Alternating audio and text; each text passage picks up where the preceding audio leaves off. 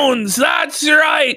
Quartering believes that as the grift apprentice, he can challenge the true grift master, his council of grifters superior, Alex Jones. But you will never, ever be Alex Jones, Jer. And Alex Jones is going to destroy you. You puke. You're an enemy of humanity, a blood-sucking vampire globalist, Jer. You're going to be destroyed. Somehow, Quartering has decided it's his battle to fight, to go after Alex Jones for botting. For botting? It's like, how about you look in the mirror, you fucking blobulous bum? What the Listen, I'm sure the Twitter algorithm is buddy. It doesn't mean Alex is botting. And it's like, listen, remove the rumble beam from your own eye, buddy, before you talk about the X.com spec and Alex's. We're really meant to believe that the Quartering is more famous than Alex Jones. Yeah, apparently. That the Quartering apparently has more engagement than Alex Jones. Okay. Yeah. So apparently tomorrow it's the big grifter showdown. They're going to have a debate. I doubt this will fucking happen. Quartering's going to tuck tail and diarrhea waddle away after his panic anxiety diarrhea fucking hits. Whatever the fuck. So that happened. And then it's just like, listen, I asked for one weekend. I wanted to watch the NFL preseason. How about them Cowboys defeating the Super Bowl champion Seahawks in the preseason? None of the starters playing, but how about it? And there was Canadian football. My Argos got felted, and there was UFC and Islam Makhachev and Ian the Cuckold Gary. The so Rumble, whatever. All that without Jer freaking. No, this guy had a full-blown fucking meltdown once again. Him and Melonless I'm just like, it's just like the second quarter starts in my football game. I'm sitting there. I got all my snacks. I'm busy. I'm like, oh, thank God. Like, he isn't melting down today. Can enjoy the football game and have fun and be fancy free. Suddenly, it all starts coming through. Jer's having a melty. Melanie Mack's having a meltdown about her plastic surgery because Brittany Venti's calling her out on her lies. Yeah. And Melanie's having a melty. She's like, you want to make fun of all the pretty girls. And blah, blah, blah, blah, this is blah, blah, blah. Meanwhile, it's like there's these compilations of Melanie's appearance over the years. Have you seen these? Yes, it's crazy. They're just completely. It's like obviously something's happened here. Yeah, obviously some degree of work's been done. Some transformation because you've got comparisons between Melanie from a few days ago, her movements, her facial movements, her eyebrow movements, versus in the past. You can see her face doesn't move properly from all the Botox or plastic or whatever the going on. So Melanie has a full-blown hissy and starts posting a video of her making faces to prove that she can move her eyebrows. Oh my God. I missed that. What the hell? And then you got Jer. Jer's crying out in pain again because his Facebook buddy, who it all came out, by the way, all of these DMs were leaked. Quartering was totally exposed. Quartering's capos, his lieutenants, were grooming this guy into doing all of this stuff so Jer could claim it as a false flag against us and be Meanwhile, Jer never actually called the police on this guy. It was revealed. Shocking. Jer never actually contacted the police on this guy. He lied. And instead of blocking this guy on Facebook or blocking his emails, where the guy is telling Jer he's an F slur and he hopes he passes away and da-da-da-da. Yeah. Jer just keeps engaging with the guy and then using him to shill coffee. And then wonders why nobody takes it seriously. Wow. Wonders why it's a total fucking joke. Then Kiwi Farms staged an intervention for this guy who was being groomed by Quartering's henchmen into extremism. You know it's bad when Quartering is grooming people into terrorist extremism, and the Kiwi Farms has to come in Kiwi Farms is like, whoa, to de-radicalize. Say, hey, Quartering, you've gone too far grooming this guy into a terrorist against you. This is the sick mental illness of Jer. You know, grooming guys into terrorism to commit false flag attacks against himself. The Kiwi Farms. Luckily, Kiwi Farms here again to save the day. Comes in, this guy is like, I was groomed into extremism by Jeremy Hambly. He apologized. He apologized. Apparently, he's no longer going to kill Hambly or whatever, and he's going to stop being retarded. He's a big time retard, this guy. Hopefully he goes to jail or whatever. Hopefully he goes to prison. Lock him up. He's a danger or whatever. He's obviously just some welfare bum that Hambly and his crew groomed into extreme. He's been completely exposed. It's a total disaster over there for those guys. Whoa, buddy. And all we did was just like sit back and go, they just do nothing. Is going and then it just all blows up in their fucking face over there. Okay. Because Jer's a fucking moron. Total moron, buddy. Anyway, Dark Side Phil. Okay.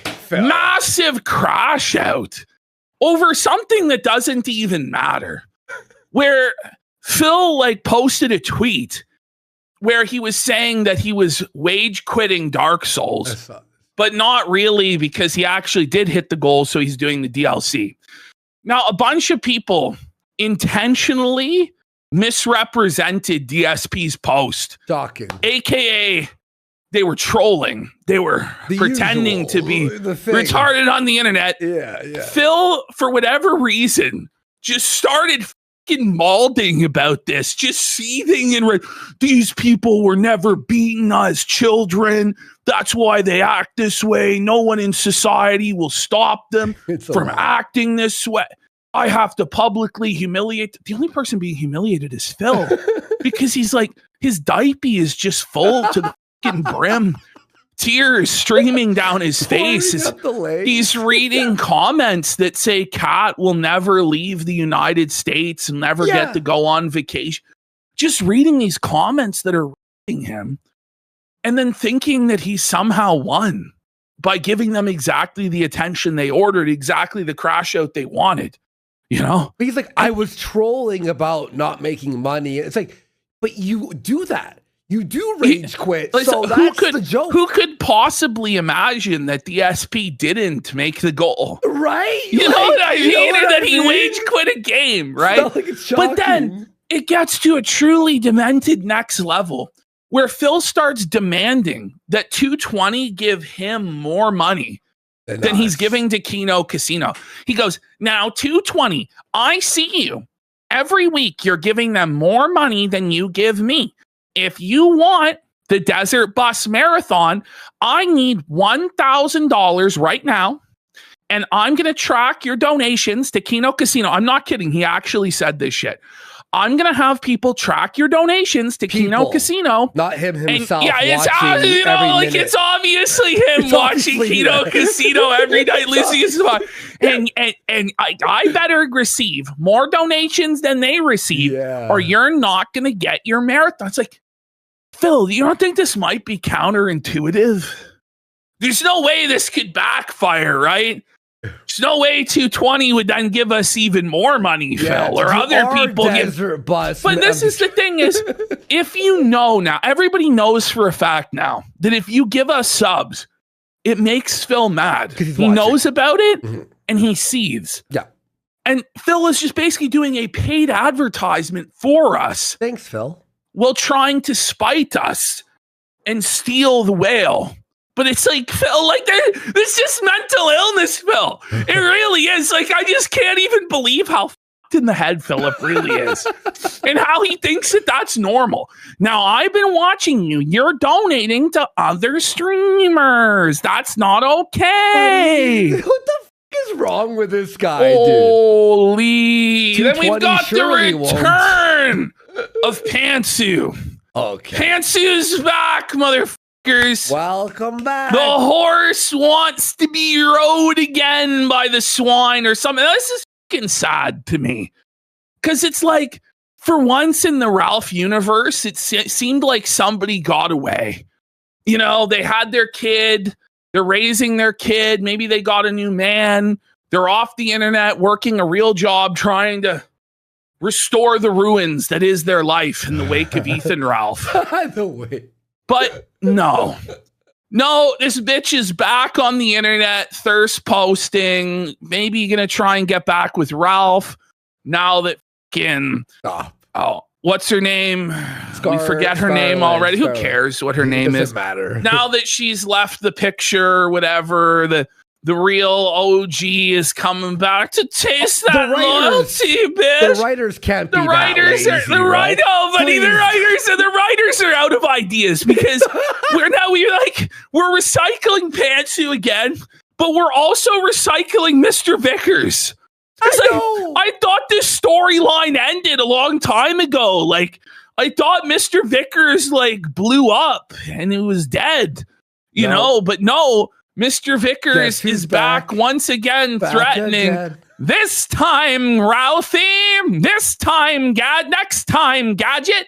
You know what I mean? Like this time he's gonna take Ralph's passport, guys. Okay, but wait. You better believe Mr. Vickers. He's gonna get that passport. Ralph owes him $11,000. I mean, he owes his daughter $11,000.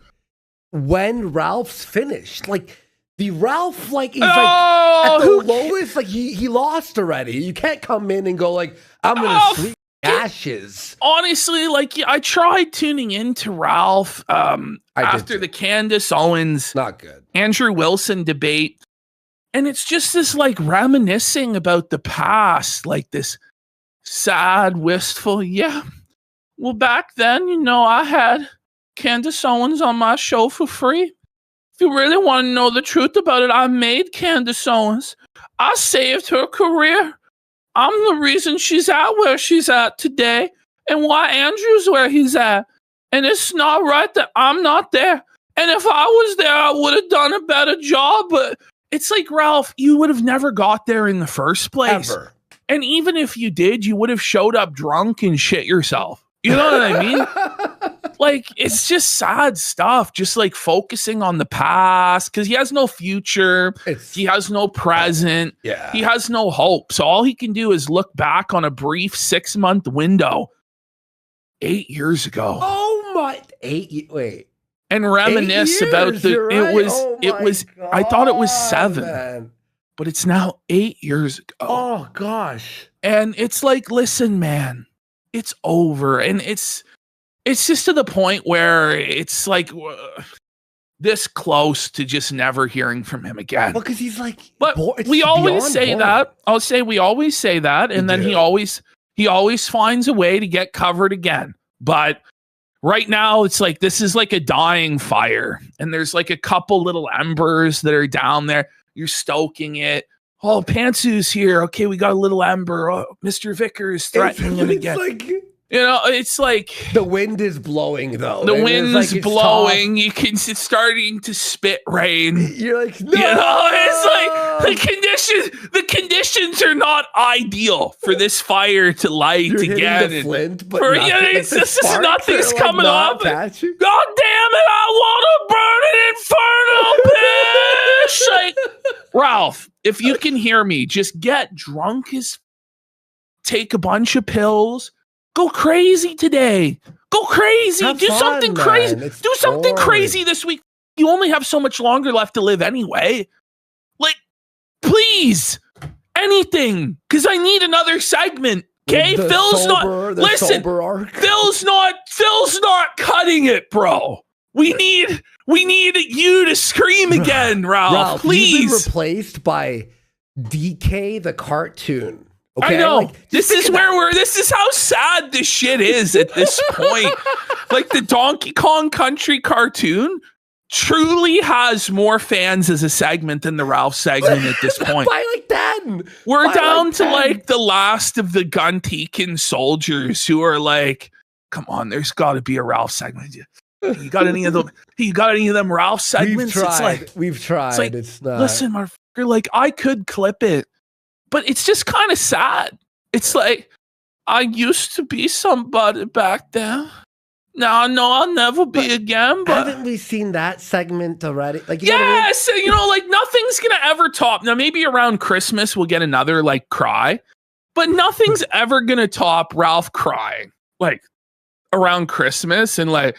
I'm in the zoo, Bibble, and maybe someday you can come visit me in the zoo, Bibble, and you can feed me treats and shit, Bish. It was so fucking sad, bro. It was so sad. So, I don't know. We're going to cover Tim Pool today. Tim Pool on Jubilee. It was rough. He was finally getting called out for the Civil War grift to his face and fucking crashed out. Pretty KINO stuff. We're going to have a look at Victor. We have a big Victor segment. Big. So it turns out Victor is Canadian. He's from Ontario. Collab. We gotta go to the casino with Victor. Yes. That's where Andy will hit the royal flush and win $500,000 sitting next to Victor, and Victor just loses his mind. Kills me in the parking lot. But I was like, there was a reason why. I was like, when I saw him getting felted, I was like, this is the most true to life felting I've ever seen.